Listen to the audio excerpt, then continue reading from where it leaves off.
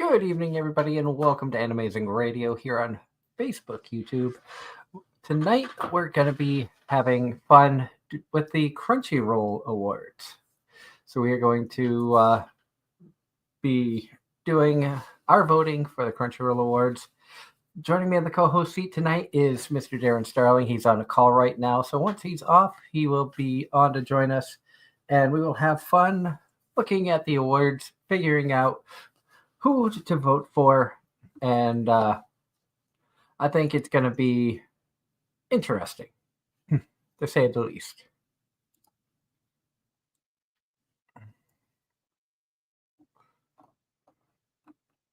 So,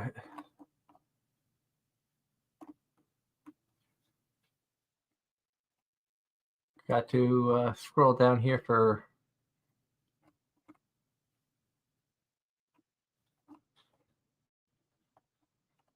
find where to get into the voting.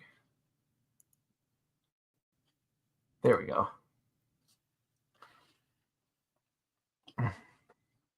So a bunch of different categories this time around. We've got Anime of the Year, Film of the Year, Continuing Series, Best New Series, Best Original Anime, Best Animation, Best Character Design, Best Director. We have Best Background Art, Romance, Comedy, Action, Best Isekai Anime, Best Drama, Slice of Life, Main Character, Supporting Character, Must Protect at All Costs Character. That's an interesting one. Best Anime Song, Best Score, Best Opening and Ending, Best Voice Artist Performance in English and Japanese. So we will get into it for Anime of the Year, and I will wait until Darren's ready to join us to really start the voting. Good evening, John Knight. I hope that you're doing well.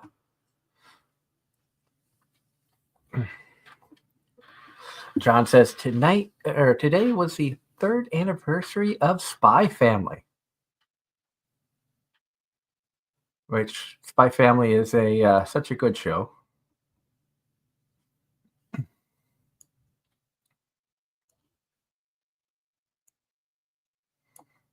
I don't know if Angela is able to join us tonight or not. I think she's usually busy on Wednesday nights. This one, unfortunately, was the only night I could actually do this because of my work schedule. And I was worried that I wasn't going to be able to do this at all because of the way things were looking like they were going to happen today. But fortunately, things worked out, and here we are.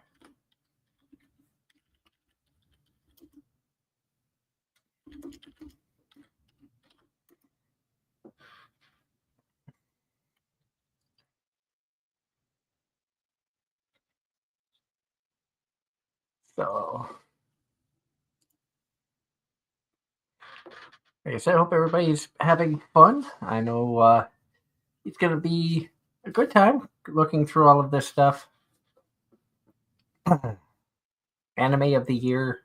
Like I said, I know Darren's in the middle of a phone call, so he will join us in just a little bit.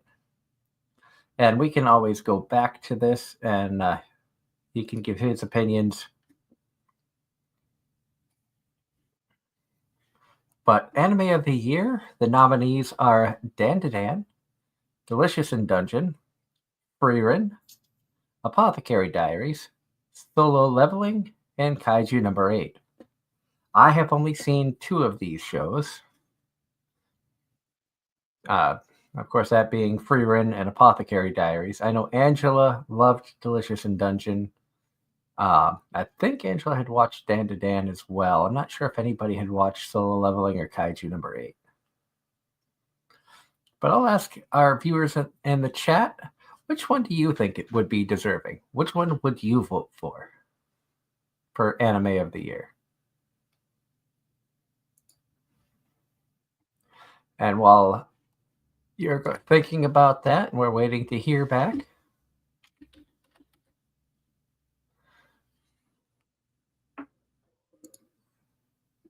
Gonna go to talk. I have started some of the new shows that are out.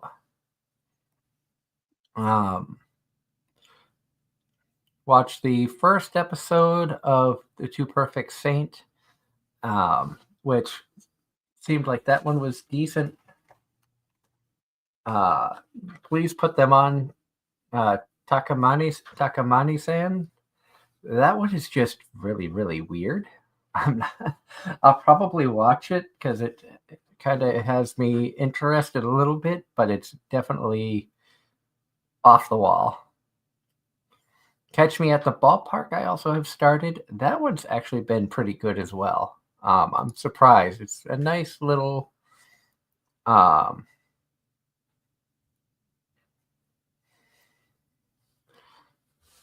it's a nice little slice of life.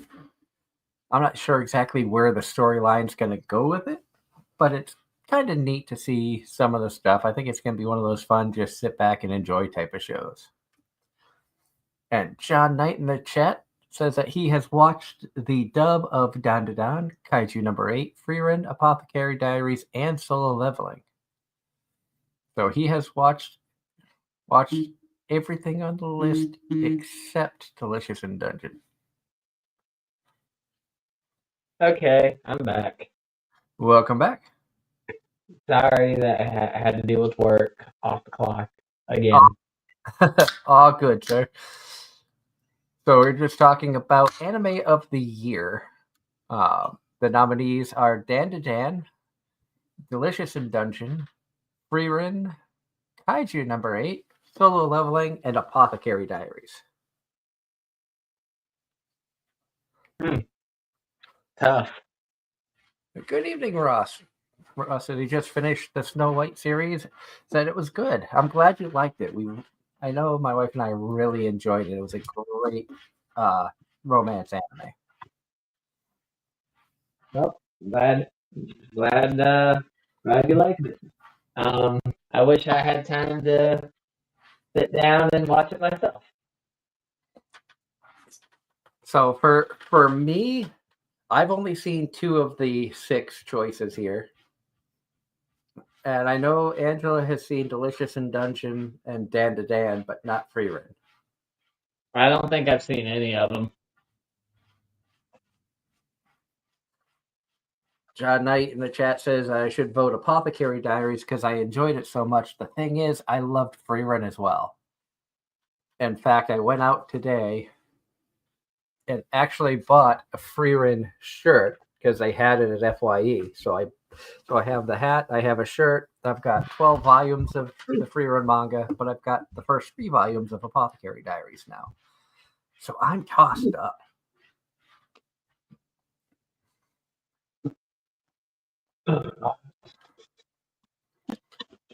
I feel like because Apothecary Diaries is still going, that's going to get a nod from a lot of people.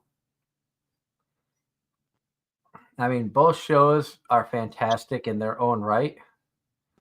I know Angela talked very highly of Delicious in Dungeon. I think I watched 1 episode of that, but I haven't seen any of the other 3. Apparently, Delicious in Dungeon is very much like it's very similar in a sense to Made in Abyss in regards to the shocking things you will see. Okay.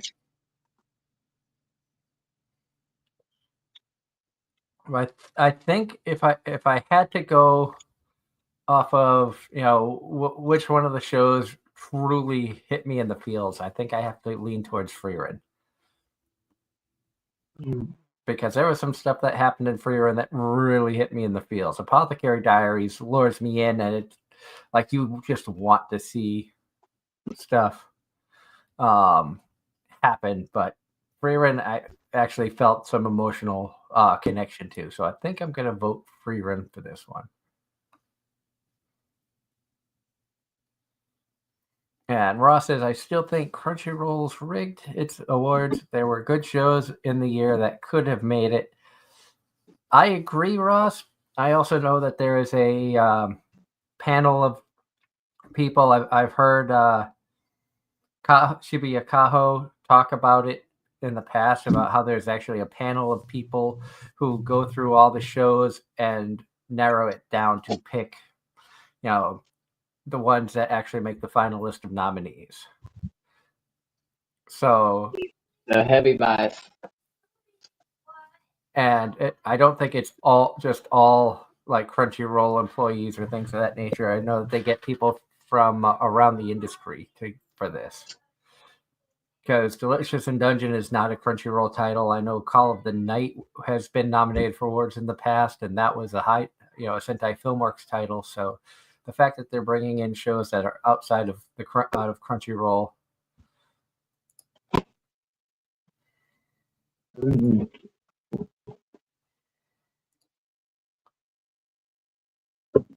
So we're going to vote for that one, and we're going to hit next. Underdogs get no love. They only want to focus on popular. Which is, it's true. But there are some times when you'll see underdogs on lists that you don't expect. I mean, Too Many Losing Heroines on one of the lists that we'd seen, that was up there. That was a show that you didn't think got a lot of love because nobody really talked about it. Season 2 coming soon. Now we've got Film of the Year.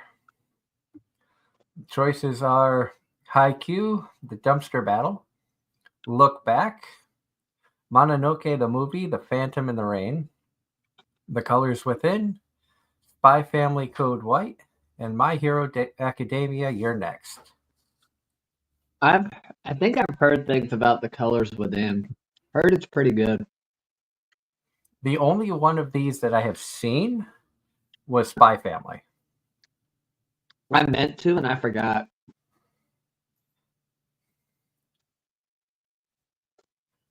And John Knight says the only anime film that he watched was Mononoke. It was the dub of it was on Netflix.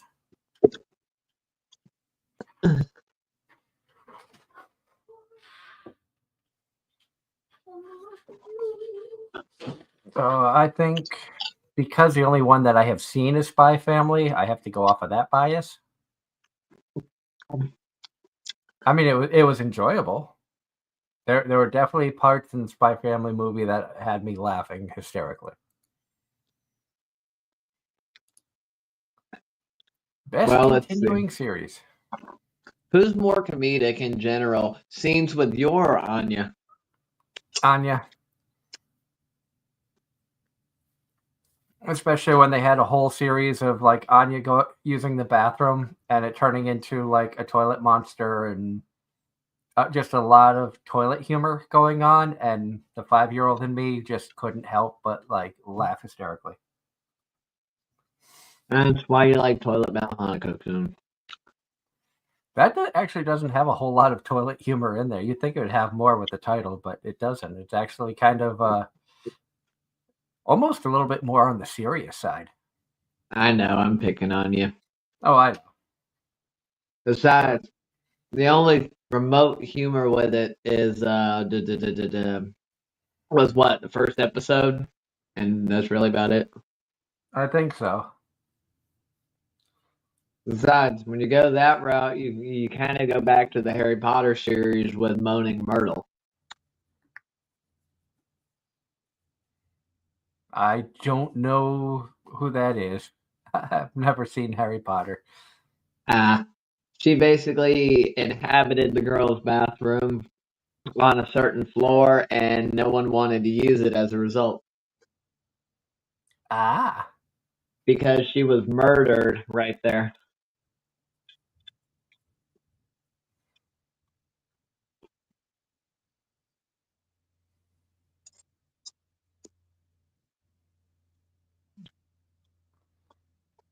And best continuing series, we have Bleach, 1,000-Year Blood War, Demon Slayer, My Hero Academia Season 7, One Piece, Oshinoko Season 2, and Spy Family Season 2.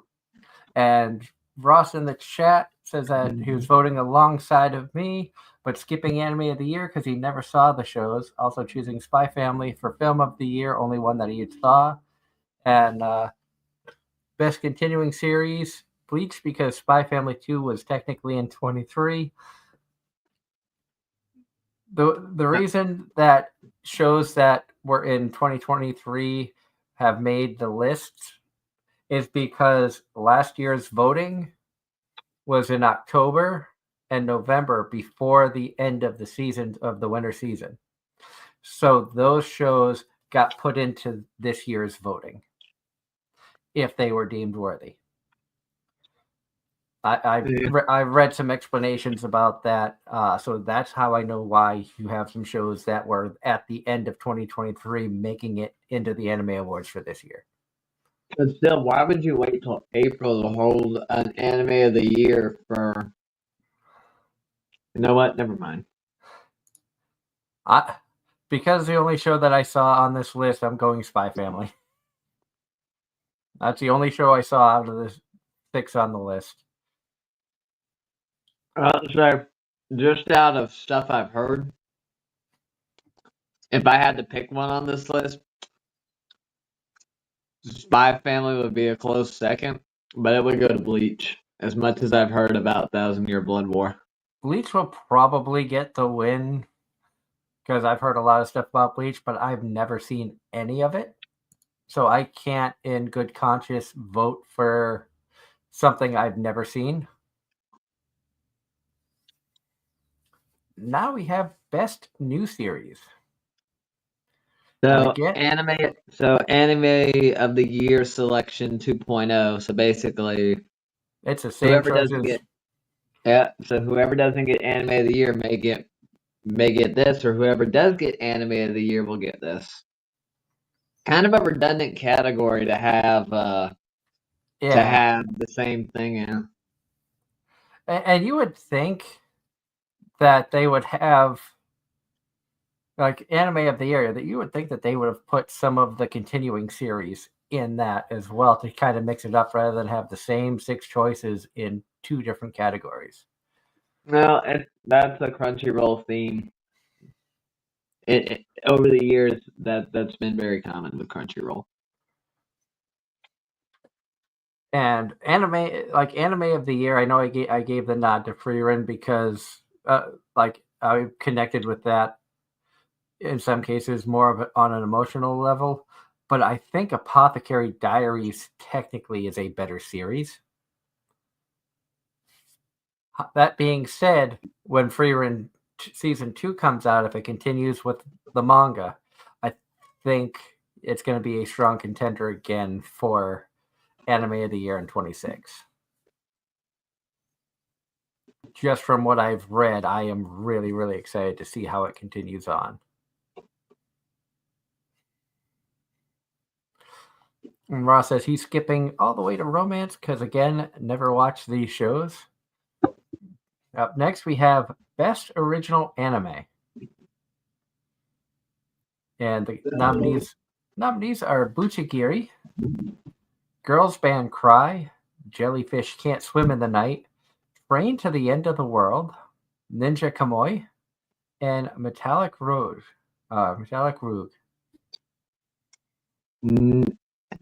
Haven't seen any of them. I started Train to the End of the World. Like, I think I watched 2 or 3 episodes of it, and it was a mind trip. Just really kind of off the wall. So something Angela would like, basically, right? I don't think she would like it. I think it would annoy her too.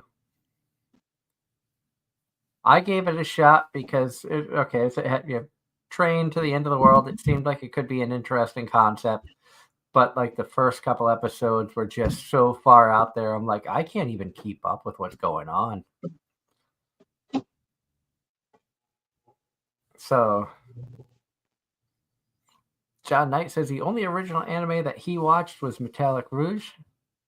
So because, you know what, John, because you watched it all the way through, I will select that for you.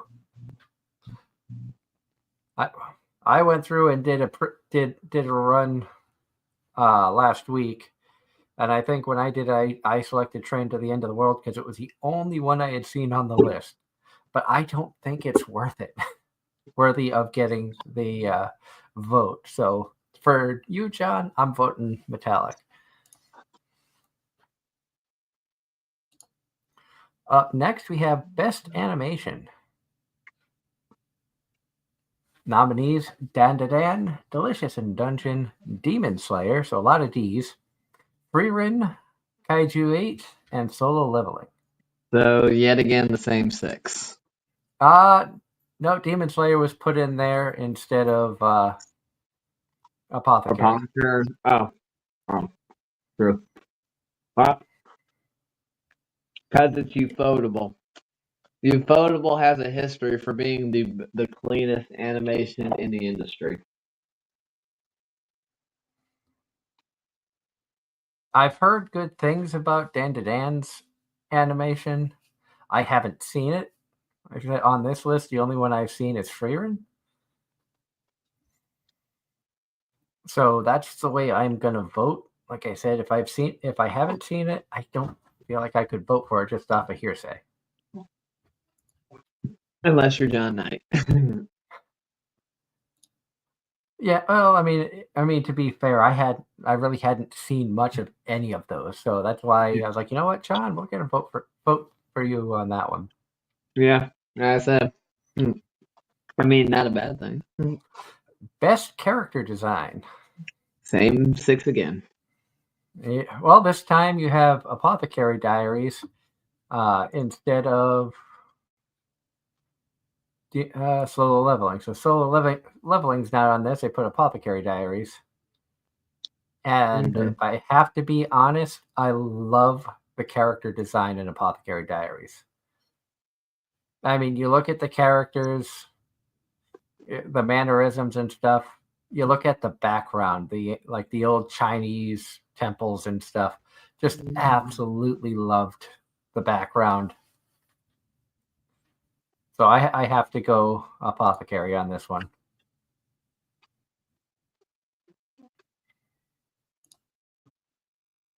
Best Director. You've got Fuga Yamashiro, who was Dan Da Dan. Haruo Sotozaki from Demon Slayer. Keiichiro Saito for Freerin. Megumi Ishiten, One Piece fan letter. Norihiro Naganuma from Apothecary Diaries. And then you have Yoshiro Miyajima from Delicious in Dungeon.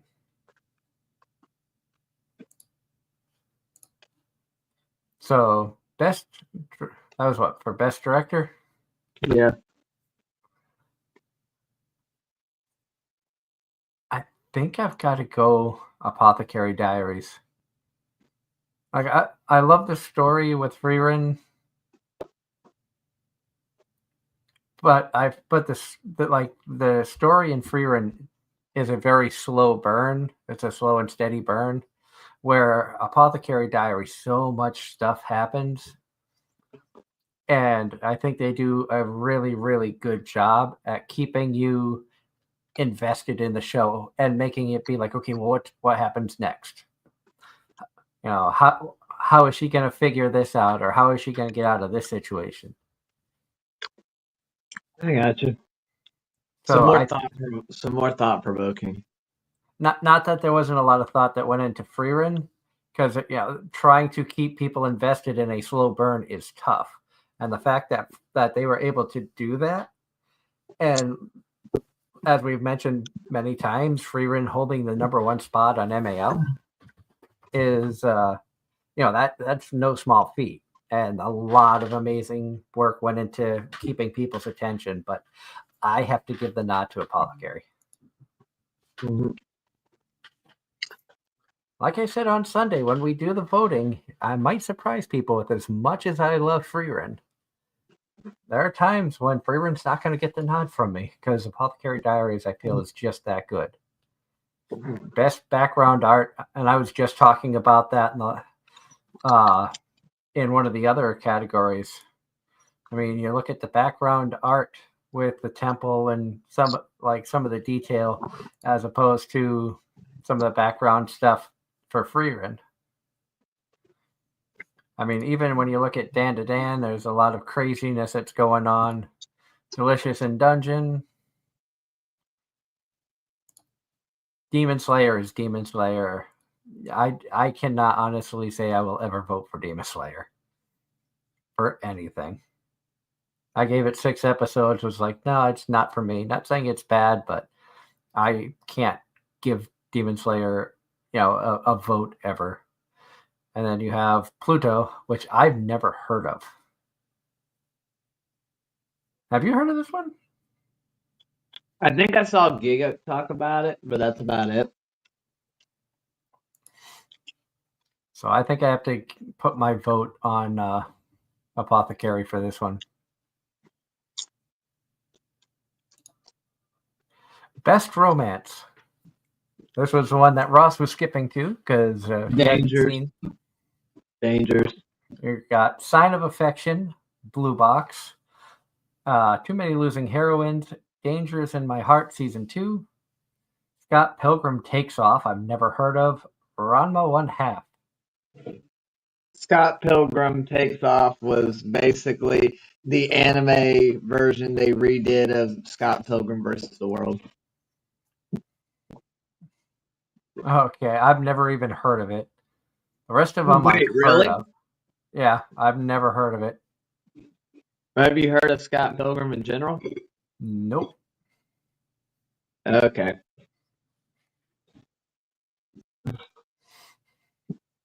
It was a weird movie. That's all I gotta say. Ross says Sign of Affection, please let it win at least one category. On this list, the only one that I had seen was Too Many Losing Heroines, and it was pretty good. But I put a vote in for John. Ross, I will put the vote in for you for Sign of Affection.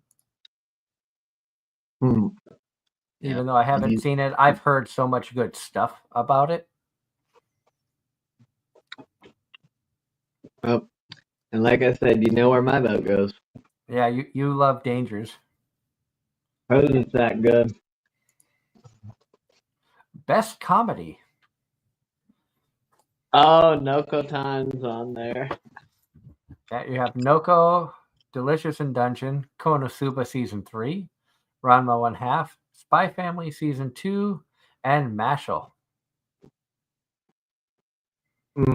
That's a tough one between Noko-tan and Konosuba. Noko-tan just because of how out there it really was. I kind of have to go Konosuba because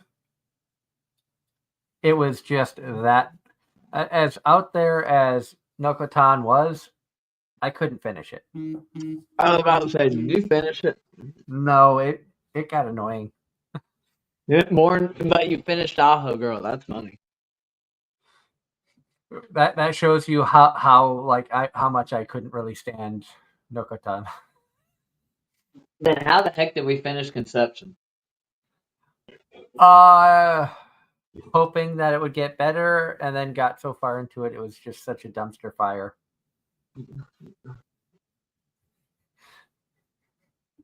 My wife is sending me funny messages because we just watched the Christmas. We just watched the Minecraft movie, and the meme of Jack Black singing as Steve going la la la lava, just chicken. So of course, when that came up, everybody in the theater was like, "Yeah!" But I've got to go Konosuba on this one. Spy Family was good, but I think I had more enjoyment out of the stupidity of Konosuba. Plus, I think I lean more towards Megumin than I do Anya for just the awkwardness. Agreed. Personally, I would have picked Konosuba too. I just felt that Noko-tan's just out there-ness did make it funny. at times, but in general, Konosuba is a uh, how do I say this? Well constructed, well known, well developed comedy in general. And you know what you're getting with Konosuba, where with Dear Friend, I think some of the comedy that was in there caught people by surprise, and some people probably wouldn't feel was all that funny. Eh, just goes to show you how sensitive people have become. Yeah. Next, we have Best Action. And for the nominees for Best Action, Bleach, Dan to Dan, Demon Slayer, Kaiju 8, Solo Leveling, and Windbreaker. I have seen none of these shows. Same. So I will leave it up to you in the chat. Which one do you think we should put the vote in for? The only one I know that, well, for sure has action is, of course, Demon Slayer. Well, I mean, but excuse me, I want. Ross says that he And voted for Bleach. I can definitely see that as well.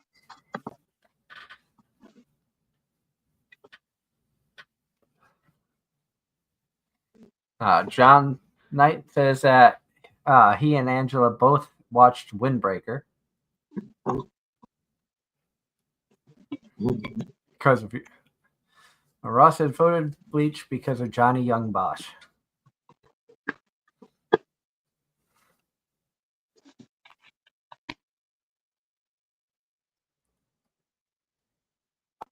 Just by going off of the studios, I'm gonna go Windbreaker because I know Cloverworks.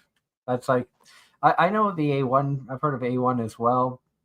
Some of the others I'm not as familiar with, but I Well, like a lot of Cloverworks stuff, so I'm you, gonna go that you, route. you know what Ufotable is famous for, right? What's that? The Fate series. Never seen any of the Fate series, so.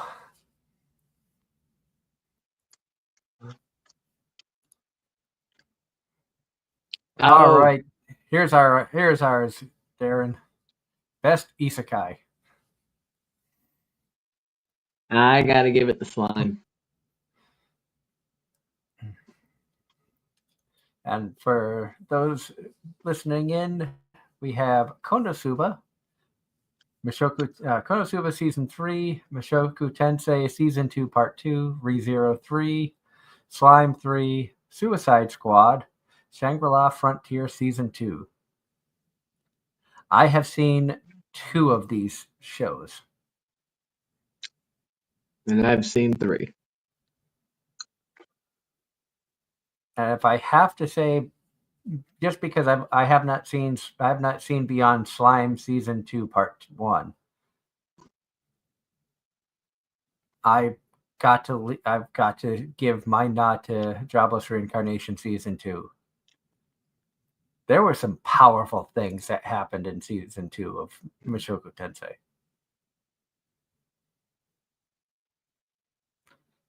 That's why I feel like I've got to give that my nod.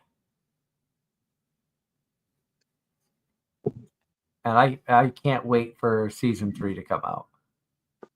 Same. Because Eris is going to come back, and then he's going to start his harem. He already has one going. Yeah. Best drama.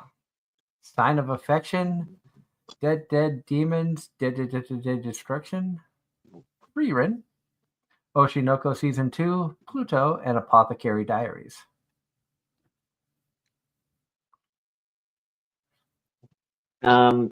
Based on what I've heard, A Sign of Affection has the edge on that. Yeah. Yeah, just listening to Angela and Ross. I know, like I said, I've only seen Freerin and Apothecary Diaries. I haven't seen any of the others. And if I had to go drama, there's a lot more drama that happens in Apothecary than there is in Freerin. Freerun's not all sunshines and rainbows, that's for sure. But there's just a lot more crap that happens in Apothecary Diaries. So my bias just have it, clearly I don't watch all of the popular shows. I watch some. And we're Best barely story. halfway through. And we have casted 14 of 24 votes. Up next, we have Best Slice of Life. How did Nokotan even get in the category? For a Slice of Life, we got Laid Back Camp, Too Many Losing Heroines, Found Euphorium 3, Danger Season 2, Mr. Villain's Day Off.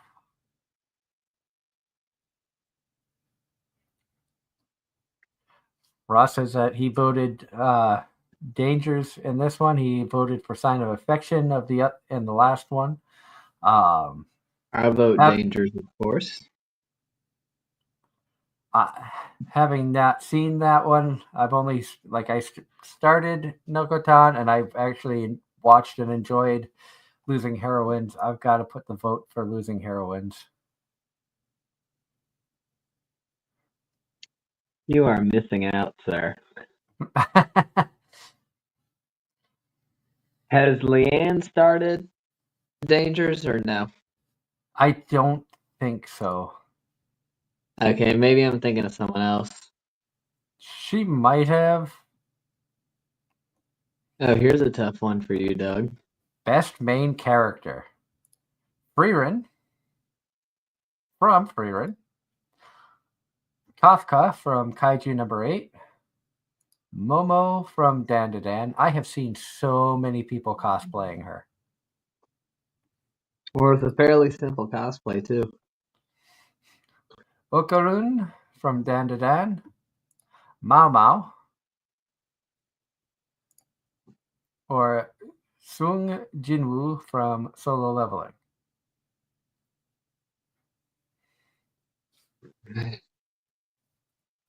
Ross says Yuki should have been on this category, right, Darren? Yes. From Alia, yes.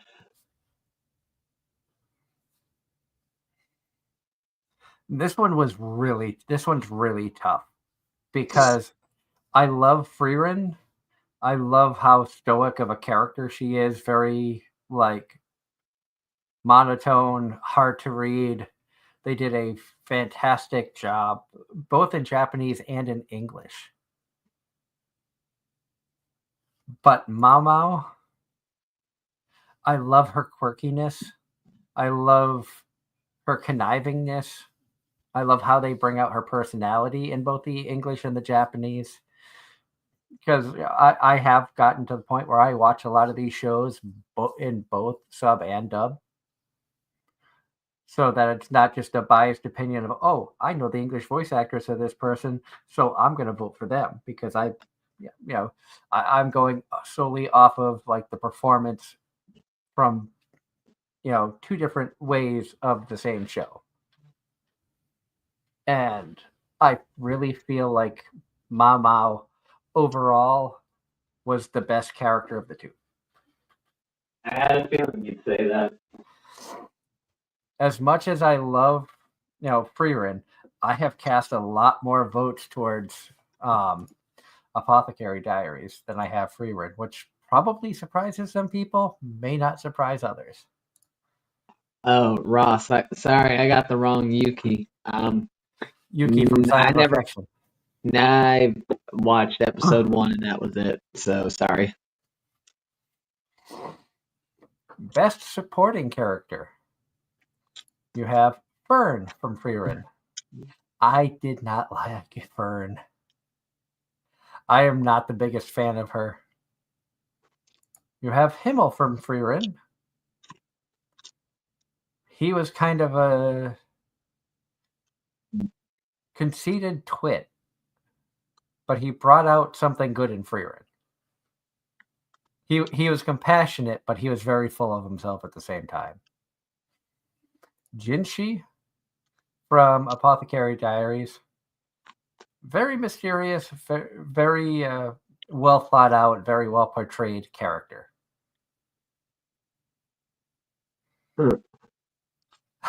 John can't believe you said that, Doug. Sorry, John. I like Freerin a lot more. Like if I had to choose Freerin or Fern, I would take Freerin.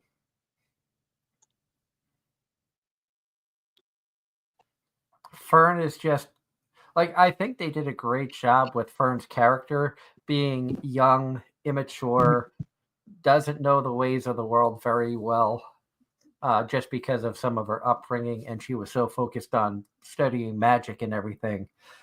But she's just like you almost want to say she's just your typical like teenage girl. Emotions change at the drop of a hat. Everything pisses her off. She's kind of whiny and bratty, and I just don't really care for her very much. That also could be because I'm older and my thought process is a little bit differently. If I was younger, I might lean more towards Fern, but I just like Freeran as a character better.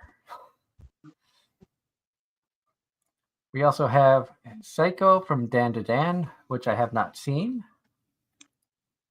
Senshi from Delicious in Dungeon. I've seen one episode of that. Then Turbo Granny from Dan to Dan, which I have not seen. So since I have not seen the bottom three characters, I do not know. I've got to go off of Fern, Himmel, or Jinshi. And I have to give the nod to Jinshi in this one. I really like how that character is played out. And getting into season 2 of Apothecary Diaries, I like some of the mischievousness of Jinshi. And there's so much more that's going to come out about him. And has. And if I say Mao Mao discovered a frog, if you've seen it, you know what I'm talking about. If you haven't seen it, you need to because it's hysterical. Oh, so it's about like the Konosuba gang with frogs, right? No. I don't want to spoil it for those who are watching it and haven't seen the episode, but there is a point where Mao Mao and Jinchi find themselves in close quarters, and Mao Mao discovers something that she decides to call a frog that she wasn't expecting. Must protect at all costs. Of course, you have Anya. Freerin, I don't put her in a must protect. She's the one doing the protecting. Freerin is powerful enough. She doesn't need protecting. She would just beat the crap out of everybody. Okarun from Dan to Dan. Senshi from Delicious in Dungeon. Tokayuki Hojo from The Elusive Samurai. Ross, you're talking about some shows that don't get any love. That's the first time we've seen Elusive Samurai on the list. I don't think I've heard of that one, so I don't know who this character is. And then Yuki Itos from Sign of Affection. Ross chose Yuki. But he wishes the girl from Fluffy Paradise was on this list. I totally agree with you. I would have put her on instead of Freerin. Because Fluffy Paradise was just such a cute and wholesome show, and the little girl in that was adorable. I would have honestly put the either Anna or what's his name? I would have even put Alia instead of Freerin. Because Alia is very vulnerable. She acts strong, but breaks easy.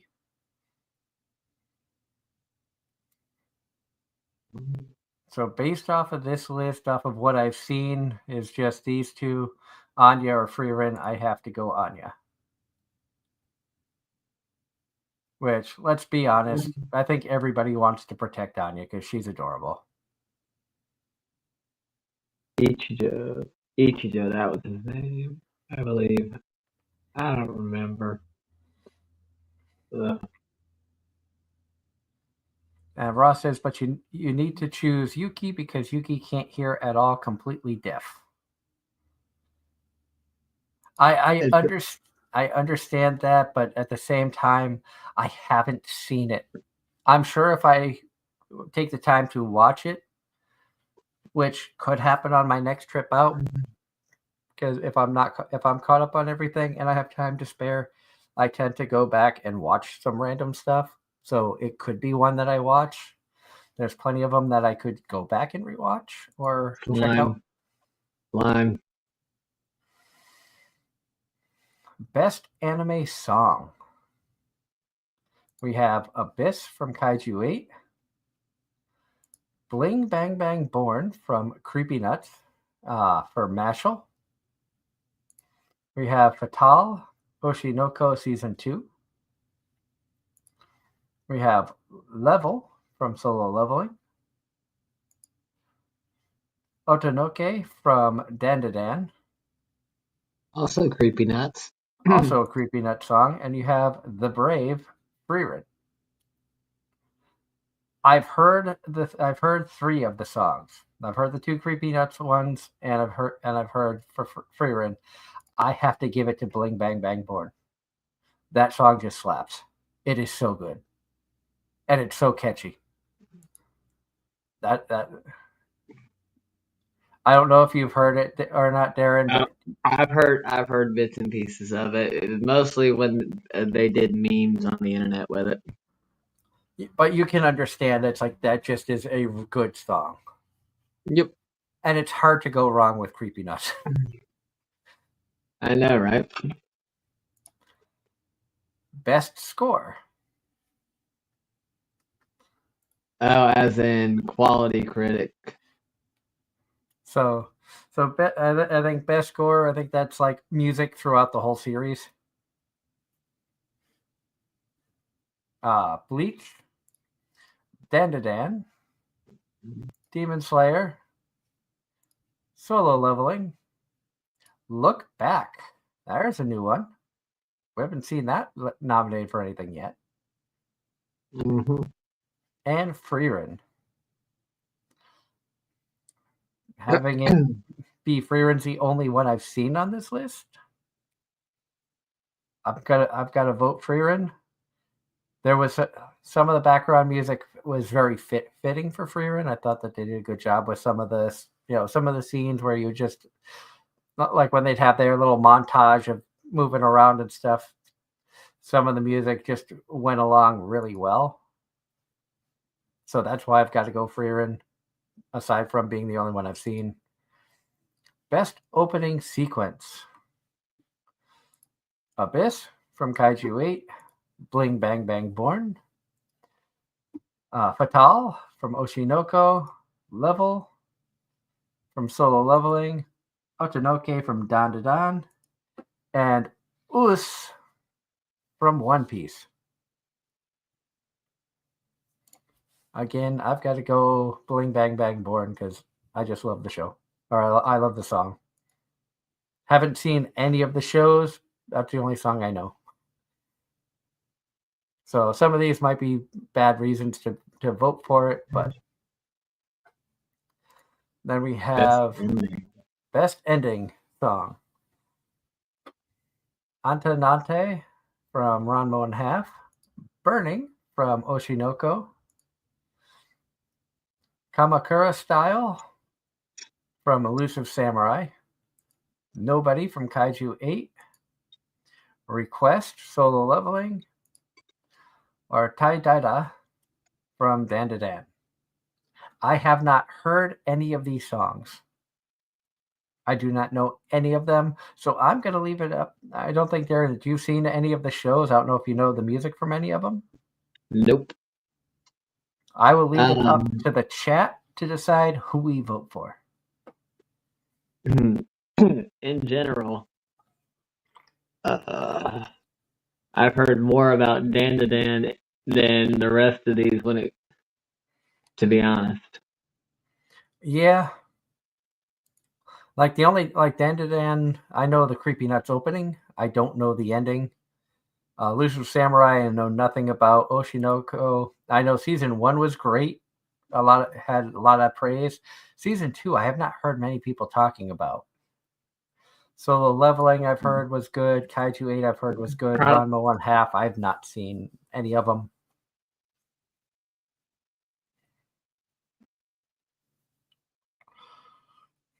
Ross says he doesn't know. He just went back and randomly voted stuff. Never seen any of these shows. John Knight says he's heard Tayadada, Nobody, and Request. So he's heard the bottom 3. John, which one would you pick of the 3? If you've heard all 3, which one do you think you would like the best?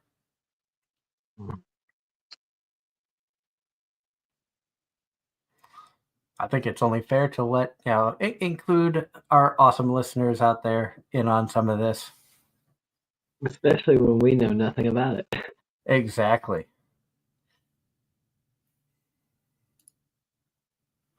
And we've been going longer than I was expecting. He says nobody, so we will go nobody. No, thank you, John. Nobody but me. Best voice artist performance, Japanese. You have Aoi Yuki, who voiced Mao Mao. Atsumi Tanezaki, who was the voice of Frieren. And you've heard me say I love the Japanese voice of both of them. They both did an amazing job. We have Kenshi Suzumura from Brave Bang Bravern. I don't know that show at all. I don't even think I've heard of it. Oh look, Cygames. So I'm assuming it was originally a mobile game. Possibly. We have Shion Wakayama, who voiced Momo in Dan. Sayaka Sembonji, who voiced Marcel in Delicious in Dungeon. That's probably the way Angela would go, I would think. And Natsuki Hane, Dan. Actually, I don't know if Angela would go for her or her. I would probably say Mao Mao, personally. Personally, like I said, Mao Mao and Frieren are 2 totally different types of characters. Mao Mao tries to keep a low profile, but gets excited and shows a lot of emotion, which, we've talked to a lot of voice actors, and they talk about how sometimes it can be tough to, show that emotion and things like that. But it's even tougher to show no emotion.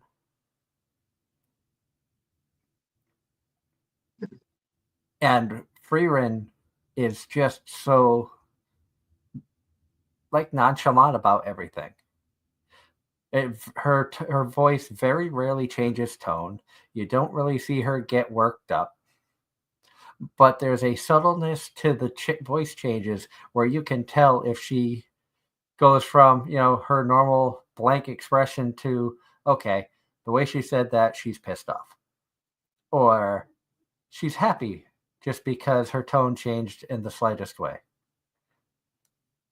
So I almost, thinking about it, a little bit more deeply, I almost have to give the vote to Frieren on this one, because we have talked to so many voice actors who talk about how difficult it is to stay monotone, basically, but still give off emotion. And Frieren is just so well done. So I think I have to give the vote there, but it's very clear. If I could vote for both of them, I would. And final category, Best Voice Artist Performance in English. So we have got AJ Beckles, who voiced Okarun in Dan to Dan. Alex Lee, who voices Sung Jin Woo in Solo Leveling. Jesse James Greeley, Armin in Attack on Titan Final Season, the Final Chapter, Special 2. Mallory Rodak, who voiced Frieren. Sarah Natacheni, who voiced Alia in Alia Sometimes Hides Her Feeling in Russian. And Sung Won Cho, who voiced Senshi in Delicious in Dungeon. Well, you know where my bias lies. Sarah? Yeah, well, and that it's mostly due to the fact that she is bilingual in that regard. She did such an amazing job with Alia. And Mallory did a great job with Frieren. Again, a lot of my compliments for the Japanese voice actress I give to Mallory for Frieren. But if I had to choose between those two characters, I would be more interested in Alia than Frieren. Anytime you get a Japanese anime go off from between Japanese and English, it's always interesting to see how it goes. Yeah. And it was such an interesting thing, especially knowing that Sarah can speak Russian, and she did such a great job at bringing Alia's personality out, switching between Russian and English. That can't be easy. Mm-hmm. And the Japanese voice actress for Alia also spoke Russian. So, little fun fact there, they got bilingual artists for both series. Well, for both versions. So I've got to put my vote on set for Sarah. And what's funny, the other day going through Instagram, I saw a post from Sarah Natacheni talking that she got nominated for this category. That was in no way, shape, or form influenced my my decision of who to choose there. But I just thought, trying to put more thought into it other than, oh, I like this, I'll click this one. Trying to come at it from a more, understanding of the industry side of things. It can't be as hard as it is to stay, monotone or try to convey emotion without changing your voice a whole lot. When you have to do two languages, I think you gotta kind of give the nod there. Plus, just on a side note, if you go cuteness, I think Ali is a lot cuter than Frieren. I think most people would agree. So that is my vote.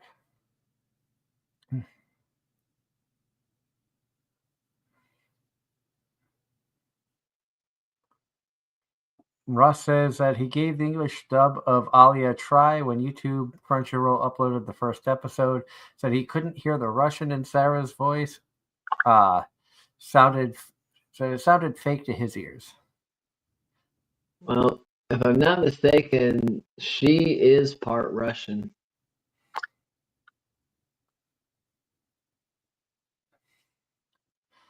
And also something to think about, if you know Pokemon, Sarah was the voice of Ash Ketchum for many, many years.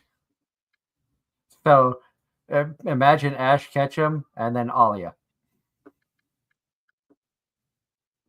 That's a pretty big change. So very, very well done on being able to do that as well. Yep, she is of Russian descent, so technically Russian was one of her natural languages. So So that is our voting for the Crunchyroll Awards. I hope that everybody enjoyed, checking out what we were choosing, seeing who the nominees were for the categories, and of course, when everything is finalized and and they have the awards show, we will tear it apart and give our thoughts and opinions on the winners after the fact, like we did with some of the other award shows. Of course, we all know certain shows are going to dominate. It's all the favorites. It's just a big popularity contest. It's all these award shows are. But sometimes it's fun just to look at it objectively and have a little bit of fun picking, who do you think would win? Obviously, there are shows out there that that all of us feel should have been in certain categories instead of others. But it is what it is. Ross says, and Iron Mouse is hosting the Crunchyroll Awards. Is that true? Mm. I'm guessing it is because Ross is usually up to up on everything.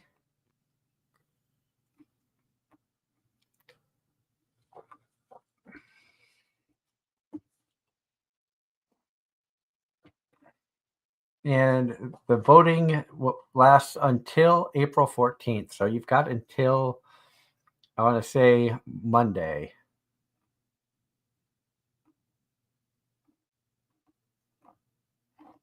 So definitely stuff to check out.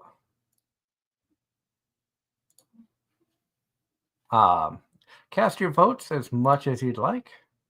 I hope everybody enjoyed the little special tonight. I will not be. I don't believe I'm going to be around Sunday for the show because I am scheduled to go out to Altoona. Who knows? I might get to a hotel in time to join the back half of the show or something. You never know. If that happens, I'll message Darren or Angela and have them send me a link so I can pop in. But you're going to have Darren and Angela taking over this Sunday's show. And who knows? Be very afraid. Be very afraid. Darren and Angela are going to fight it out. No. Yep. Isekai versus Shonen. I would say 2:00 parking lot, but it's past 2:00. 8:00 behind the flagpole. Yeah. Okay. I should find a picture of a flagpole and put it up as the backdrop, and then you would only understand it, and you could laugh, and Angela would be like, "I don't know what's going on." Not a bad idea. Shonen versus Ecchi, John Knight says in the chat. There we go. And like I said, when she comes down here, I'm gonna show her High School DxD, and she'll get a taste of both, because DxD very much has some shonen aspects. Yeah. I mean, I still say just put vending machine on. Doug, are you trying to get me buried while she's here? I mean, just tell her I made you do it. That way she wouldn't be mad at you. She'd be mad at me.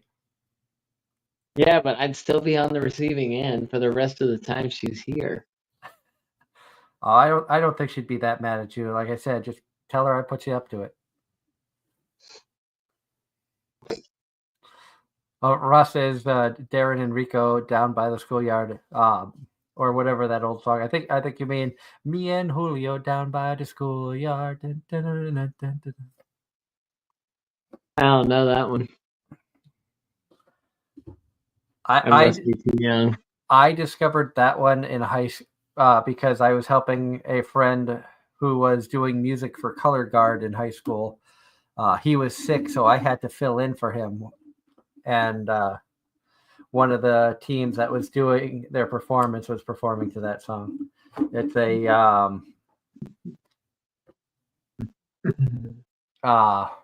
Paul Simon song. Okay. Kind of a catchy tune. I think. But on that note, we're going to call it a night. Thank you to everybody for tuning in for our little hour special of, hey, we're just going to select who we think should win Crunchyroll Awards. And we thank everybody out there for tuning in and participating, giving us your thoughts, your ideas, and helping us with the categories that we were like, I don't know who to choose. Yep, because I don't know who this is. And hopefully some of my explanations on why I chose certain ones were understandable, even if you don't agree with it. Hopefully at least made sense why I chose certain characters over others. But until Sunday night when Darren and Angela take over, have a wonderful rest of the week. Keep watching anime, and we'll see you back for more Anime-Zing Radio right here on Facebook, YouTube, and Twitch. Have a good night, all.